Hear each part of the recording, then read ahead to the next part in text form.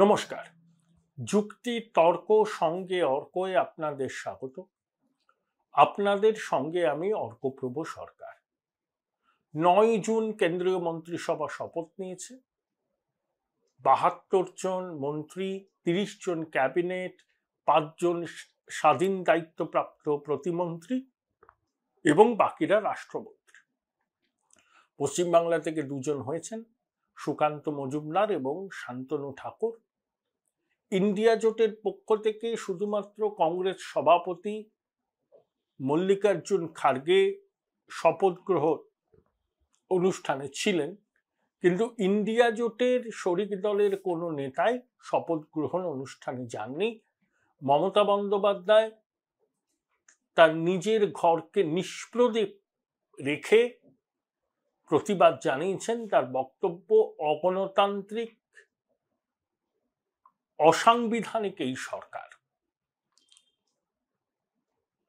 এখন people অ্যালায়েন্সেই NDA 293টা, কারণ নির্বাচনের আগে এনডিএর শরিক চন্দ্রবাবু ছিলেন, জেডিইউ ছিল, হিন্দুস্তান আওয়াম মোর্চা ছিল, চিরাগ পাসওয়ানের এলজেপি ছিল, রাষ্ট্রীয় লোকদল ছিল, শিবসেনা ছিল মানে একনাথ সিন্ডের, এনসিপির অজিত পাওয়ার গোষ্ঠী ছিল, রিপাবলিকান পার্টি অফ ইন্ডিয়া ছিল, এরকম ছিল। তা পিপল অ্যালায়েন্সে ম্যাজিক ফিগারের থেকে 21টা বেশি এনডিএ। তাহলে অগণতান্ত্রিক কোথায় হলো? এখানে তো কোথাও অপারেশন লোটাস হয়নি। ইন্ডিয়া জোট যে 234টা আসন পেল, তৃণমূল এখানে 29টা পেল, কংগ্রেস 99টা পেল, সুষ্ঠুভাবে নির্বাচন হচ্ছে বলে পেয়েছে। জনদেবতার রায় সবাইকে মানতে হবে, সেখানে মাননীয় মুখ্যমন্ত্রী বলছেন অগণতান্ত্রিক ও অসাংবিধানিক সরকার। সেটা তিনি বলতেই পারেন, গোসাগরে খিল তুলে থাকতেই পারেন। হয়তো তিনি চেয়েছিলেন যে কোনো মূল্যে ইন্ডিয়া জোট সরকার গঠনের উদ্যোগী হোক, প্রয়োজনে টিডিপি, জেডিইউ, আরো যেসব শরিক এনডিএ ছিল তাদেরকে ভেঙে যে 18টা আদার্স দেখাচ্ছিল তাদের সাথে কথা বলে একটা সরকার গঠন করা হোক। সেক্ষেত্রে অভিষেক বন্দ্যোপাধ্যায় গুরুত্বপূর্ণ দায়িত্বে থাকতেন কেন্দ্রে, এটা মমতা চেয়েছিলেন, হয়তো অভিষেকও চেয়েছিলেন। তা সেই আশা তার পূরণ হয়নি। তাই এখন বলছেন এই সরকার কতদিন টিকবে, সময় হলে আমরা আবার ঝাঁপাবো। কংগ্রেসকে একটু অ্যাক্টিভ হওয়া উচিত ছিল। কংগ্রেস অ্যাক্টিভ মানে নির্বাচনের আগে যদি তেলেঙ্গানায়, কর্ণাটকে এবং যেখানে বিজেপির সঙ্গে সরাসরি লড়াই, সেখানে কংগ্রেসের সাফল্যের 26%, অনেকটা বেশি 19-এর তুলনায়, সেটা যদি আর একটু বাড়ত, তাহলে কংগ্রেস যদি আরো 15-20টা আসন পেত, তাহলে কিন্তু এরা সরকার গঠন করার ব্যাপারে একটা সম্ভাবনার দিগন্ত খুলে যেত। সেটা হলো না। মমতা বন্দ্যোপাধ্যায় তাতে গুরুত্বপূর্ণ ভূমিকা নিতেই পারতেন, কিন্তু তা বলে এই সরকারকে আপনি অসাংবিধানিক, অগণতান্ত্রিক বলবেন? আপনি একজন নির্বাচিত মুখ্যমন্ত্রী, 7টা দেশের রাষ্ট্রপ্রধান, তাবর তাবর শিল্পপতি, চিত্র তারকা, বহু মানুষ, এনডিএ শরিক দলের সদস্যরা সবাই এলেন। আপনি আপনার বাড়ির ঘর নিষ্প্রদীপ করে প্রতিবাদ জানালেন। এটাই তো আপনার সব থেকে বড় সুযোগ ছিল দর কষাকষি করার। আপনি বলছেন যে আবাস যোজনার 100 দিনের কাজের যে টাকা কেন্দ্র আটকে রেখেছে, ইমিডিয়েটলি ছাড়া।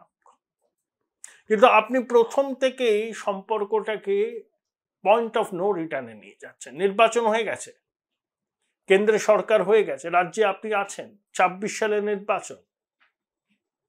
বারবার করে আপনি বলছেন যে আবাসের টাকা, 100 দিনের টাকা কেন্দ্র আটকে রেখেছে। শপথ গ্রহণ অনুষ্ঠানকে বয়কট করে আপনি তো আবার সেই সংঘাতের বার্তা দিলেন। বিজেপি অ্যাবসলিউট মেজরিটি নেই। আপনি বলতে পারতেন না নির্বাচনের আগে যা হওয়ার হয়ে গেছে, আমি এবার প্রধানমন্ত্রীর সঙ্গে কথা বলবো আমাদের রাজ্যের দাবি দাওয়া। আপনি যেতেই পারতেন, আপনি সুদীপ বাবুকে পাঠাতেই পারতেন যিনি প্রধানমন্ত্রীর একেবারে কোনাকুনি বসেন, সেজে গুজে যেতেন, হয়তো আর একটা জ্যাকেটের কাপড় উপহার দিয়ে আসতেন প্রধানমন্ত্রীকে। কিন্তু আপনি গোসাগরে খিল তুলে রইলেন। আমরা শুধু এবার দেখব আমাদের পড়োশী উড়িষ্যা কি দ্রুত গতিতে উন্নয়নের সড়কে হাঁটে। ওখানেও নবীনবাবুর সরকার দীর্ঘদিন ধরে ছিল। প্রথম দিকে বিজেপি বিজেডির জোট সরকার ছিল। 2009 কান্ধমালে সাম্প্রদায়িক অশান্তির প্রেক্ষিতে নবীনবাবু বিজেপির সমর্থন ত্যাগ করে নিজেই চালাচ্ছিলেন। এবার বিজেপি এককভাবে চলে এসছে ক্ষমতায়। তা নবীনবাবু বিজেপির সঙ্গ ত্যাগ করলেও ইউপিএ বা এনডিএ কোনো সরকারের সঙ্গে তার ঝগড়া হতো না। নির্বাচনের সময় তুতু ম্যায় হতো, কিন্তু উড়িষ্যার উন্নতিতে তিনি নিবেদিত প্রাণ ছিলেন এবং কেন্দ্রের কোনো সরকারই তাকে কখনো বিমুখ করেনি। আমরা এবার তাকিয়ে তাকিয়ে দেখবো উড়িষ্যা এগিয়ে যাবে। নানাবিধ কেন্দ্রীয় সরকারের প্রকল্প, বেসরকারি বিনিয়োগ উড়িষ্যাতে হবে।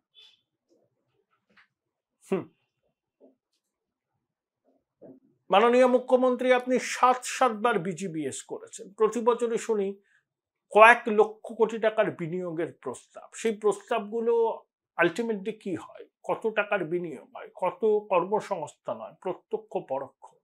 আপনি বলেছিলেন একটা শ্বেতপত্র প্রকাশ করবেন, হলো না। দেখুন, টিডিপি বলেছে 4% মুসলমানদের জন্য সংরক্ষণ। বিজেপি তা নিয়ে রা কাড়েনি, একেই বলে জোট বড় বিষম বালাই, ভোট বড় বিষম বালাই। তা টিডিপি মন্ত্রিসভায় আছে। এই যে চন্দ্রবাবু নাইডুর পুত্র নারা লোকেশ, ওরা সাক্ষাৎকার দিয়েছে রাজদীপ সরদেশাইকে।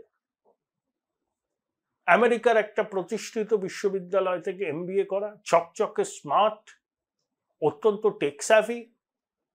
সে 4000 কিলোমিটার পায়ে হেঁটেছে অন্ধ্রপ্রদেশে। কখন হেঁটেছে?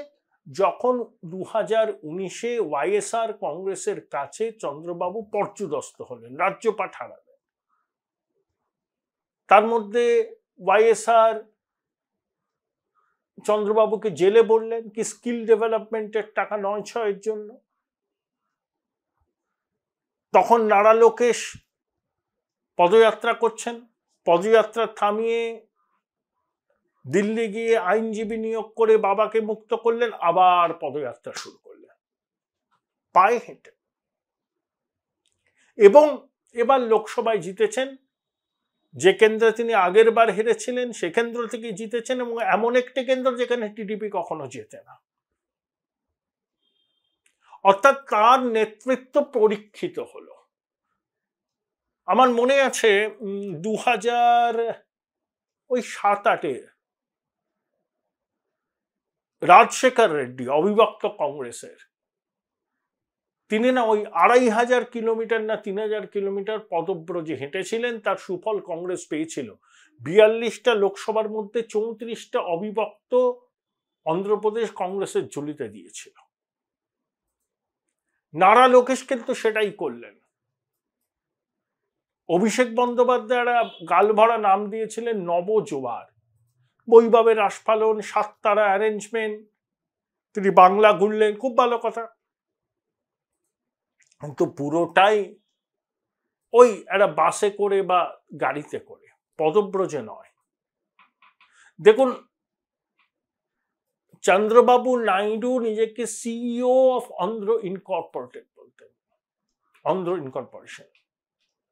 Join Indian Institute of Hotel Management now. Right choice, right decision. তিনি হায়দ্রাবাদ এবং সংশ্লিষ্ট অঞ্চলের ব্যাপক উন্নতি করেছিলেন। প্রত্যেকটা প্রতিষ্ঠিত তথ্য প্রযুক্তি সংস্থার বিনিয়োগ আছে ওখানে, ঝাঁ চকচকে টেক সিটি। কিন্তু রুরাল অন্ধ্রর দিকে চন্দ্রবাবু মন দেননি বলে তাকে খেসারত দিতে হয়েছে। এবার তিনি ঠেকে শিখেছেন। মমতা বন্দ্যোপাধ্যায় 1012 টাকা লক্ষ্মীর ভান্ডার দিচ্ছেন, চন্দ্রবাবু নাইডু বলেছেন 1500 টাকা করে। মহিলাদের ফ্রি বাস রাইড, 3টে করে ফ্রি গ্যাস সিলিন্ডার। ৩,০০০ টাকা বেকার ভাতা। এবং আমার সব থেকে অবাক লেগেছে, কেউ যদি উচ্চশিক্ষায় বিদেশে যেতে চায়, মেধা সাহায্যে সে উচ্চশিক্ষায় বিদেশের কোনো প্রতিষ্ঠিত বিশ্ববিদ্যালয়ে নিজের আসন জোগাড় করতে পেরেছে, কিন্তু আর্থিক সঙ্গতি নেই, সরকার পাশে দাঁড়াবে। তাহলে সামাজিক কর্মসূচির কোনো সমস্যা নেই। এখন হায়দ্রাবাদ তেলেঙ্গানার রাজধানী হয়ে যাচ্ছে, নতুন রাজধানী হবে অমরাবতী। ৩ লক্ষ কোটি টাকার দেনা অন্ধ্রের মাথার উপর, তার উপরে এই ধরনের জনমোহনহীনী প্রকল্প। নানা লোকেশ বলছেন সেই রোডম্যাপ আছে, অর্থাৎ আরো ইনভেস্টমেন্ট আনো, আরো বিনিয়োগ টানো, আরো কলকারখানা তৈরি করো, সেখান থেকে যা রেভিনিউ আসবে সেই রেভিনিউ দিয়ে তুমি সামাজিক কর্মসূচি চালাও। আর আমরা ঋণং কৃত্যং ঘৃতং পিবেত, অর্থাৎ ঋণ করে ঘি খাচ্ছি। যে শিশু ভূমিষ্ঠ হলো আজ রাতে, তার মাথার উপর ৫৮,০০০ টাকার মতো দেনা, আনুমানিক বললাম, ৫৬ হতে পারে, ৫৭ হতে পারে, বা ৫৯ হতে পারে। আমাদের কলকারখানা কোথায়? কেন্দ্রীয় করের ভাগ, জিএসটি, আর সর্বরোগর বিষণ্ণকরণী মদ তো আছে। মুখ্যমন্ত্রী বলুন তো, আপনি কটা কলকারখানার উদ্বোধন করেছেন বিগত ১২ বছরে? কটা হাসি মুখের ছবি আপনার বেরিয়েছে যে আপনি ফ্যাক্টরির চিমনি দিয়ে ধোঁয়া বেরোচ্ছে, আপনি তার ফিতে কাটবেন? খুব কম। তাই আপনি একা সামাজিক কর্মসূচি করেন না, সব রাজ্য সরকার করে। এখন টিডিপি কেন্দ্রীয় সরকারে চলে গেছে, কেন্দ্রীয় সরকারের থেকে তারা কিন্তু পাউন্ড অফ ফ্লেশ আদায় করবে। স্পেশাল প্যাকেজ পাবে কিনা জানি না, কিন্তু বহু কেন্দ্রীয় প্রকল্পের সঙ্গে রাজ্যের প্রকল্পকে সম্পৃক্ত করবে। কেন্দ্রীয় সরকারের প্রত্যক্ষ বিনিয়োগ আনবে অন্ধ্রপ্রদেশে, তাতে একদিকে যেমন পরোক্ষ এবং প্রত্যক্ষ কর্মসংস্থান সৃষ্টি হবে, আর বিনিয়োগ হলে সরকারের রাজস্ব বাড়বে। সেই রাজস্বকে বাড়িয়েই তারা কিন্তু এই সামাজিক কর্মসূচিগুলো করবে। বুদ্ধিমান চন্দ্রবাবু নাইডু জানেন যে আগামী ৫ বছর তাকে অন্ধ্রকে নতুন করে গড়তে হবে, এবং তার পুত্রকেই রাজ্যপাট তিনি হ্যান্ড ওভার করবেন। ততদিনে পুত্র তার নিজের যোগ্যতায় একটা রাজনৈতিক উচ্চতায় চলে যাবে। ৪,০০০ কিলোমিটার হেঁটে সে কিন্তু অন্ধ্রের মানুষের বিশ্বাস অর্জন করেছে। সেখানে লিফটে করে মঞ্চে এসেই কেউ এয়ার অ্যাপারেন্ট হয়ে যায়। এখানেই পার্থক্য, এখানেই এই টিডিপি প্রমুখ আঞ্চলিক দলগুলোর বৈশিষ্ট্য। হ্যাঁ, তারা পরিবারবাদী দল, তাদের ওখানেও ক্ষমতার শীর্ষে পরিবারের বাইরে কেউ থাকবে না, কিন্তু তারা নিজেদের রাজ্যের ভালোটা বোঝে, কিভাবে বিনিয়োগ টানতে হবে, কিভাবে উন্নয়নের সড়কে যেতে হবে, কিভাবে উন্নত রাজ্যগুলোর মধ্যে বিনিয়োগ টানার যে প্রতিযোগিতা হয় সেখানে নিজেদের সামিল করতে হবে, এবং সেক্ষেত্রে কেন্দ্রীয় সরকারের ভূমিকা থাকে। বেসরকারি বিনিয়োগ কোন রাজ্যে বেশি যাবে সেটা অনেকটাই কেন্দ্রীয় সরকারের ভূমিকা থাকে। শিল্পপতিরা বুঝে নিতে চান যে রাজ্যে তারা বিনিয়োগ করছে সেই রাজ্যের সরকারের সঙ্গে কেন্দ্রের শাসকের সম্পর্ক কেমন। আমরা এই সুযোগটা নিতে পারলাম না। সুযোগ ছিল, নির্বাচন হয়ে গেছে, যা হয়েছে হয়েছে, জনদেবতা ফলাফল দিয়েছেন। মোদিজি নেহরুজি রেকর্ড স্পর্শ করলেন, তৃতীয়বার এনডিএ সরকার হলো। শপথ গ্রহণ অনুষ্ঠানে গিয়ে মুখ্যমন্ত্রী ফোন করে প্রধানমন্ত্রীকে অভিনন্দন জানিয়ে বলতেই পারতেন যে আমার প্রকল্পের টাকাগুলো ছেড়ে দিন আর বলুন এখানে পশ্চিমবঙ্গকে বিনিয়োগের গন্তব্য করতে। অন্ধ্রপ্রদেশে কি সংখ্যালঘুরা নেই। চন্দ্রবাবু তো 4% সংরক্ষণের কথা বলেছেন মুসলমানদের জন্য। বিজেপি মুখে কুলুপ, তারা অন্য জায়গায় অনেক কথা বলে, এখানে জোট রাজনীতির স্বার্থে মুখে কুলুপ। হ্যাঁ, বলতে পারেন বিজেপির দ্বিচারিতা, কিন্তু ভোট ব্যাংকের স্বার্থে চন্দ্রবাবু কিন্তু এনডিএ সরকারের থেকে মুখ ফিরিয়ে থাকেননি। তিনি নির্বাচনের আগে জোট করেছেন, সেই জোট রাজ্যে ক্ষমতায় এসছে, কেন্দ্রের সরকার হয়েছে, তিনি সেই সরকারে যোগ দিয়ে গুরুত্বপূর্ণ মন্ত্রক পাবেন এবং অন্ধ্রের জন্য উন্নয়ন নিয়ে আসবেন। ওড়িশায় বিজেপি সরকারই তৈরি হয়েছে, সেখানে এবার স্পেশাল এমফাসিস দেবে কেন্দ্রের সরকার, ওখানে ডাবল ইঞ্জিন, আর আমরা পড়ে পড়ে মার খাব। সুযোগটা আমরা কাজে লাগাতে পারলাম না, এটা ঐতিহাসিক ভুল। শপথ গ্রহণ অনুষ্ঠানে না যাওয়া, তৃতীয় এনডিএ সরকারকে অগণতান্ত্রিক, অসাংবিধানিক বলে মুখ্যমন্ত্রী যে আখ্যায়িত করেছেন, সেটা আমার মনে হয় আরো একটি ঐতিহাসিক ভুল সিদ্ধান্ত মমতার। নির্বাচনে জেতা হারা সবকিছু নির্ভর করে না, 10.5 কোটি মানুষের ওয়েলবিং, পাওয়ার্স দ্যাট বি এট নবান্নর কিন্তু প্রায়োরিটি হওয়া উচিত। আমি লক্ষ্মীর ভান্ডার প্রকল্পের সমর্থক, কন্যাশ্রীর সমর্থক, কিন্তু সেই প্রকল্পগুলোকে টিকিয়ে রাখতে গেলে আপনার বিকল্প রাজস্বের সন্ধান করতেই হবে। সেই রাজস্বের সন্ধান যদি আমরা না করতে পারি, তাহলে আমাদের লোন নিতেই হবে এবং রাজ্যের মাথার উপর ঋণের বোঝা বাড়তে বাড়তে বাড়তে একদিন সহন সীমার শেষ পর্যায়টাও ভেঙে যাবে। আর যে শিশু ভূমিষ্ঠ হবে আজ রাতে, তার মাথায় ঋণের বোঝার অঙ্ক বাড়বে।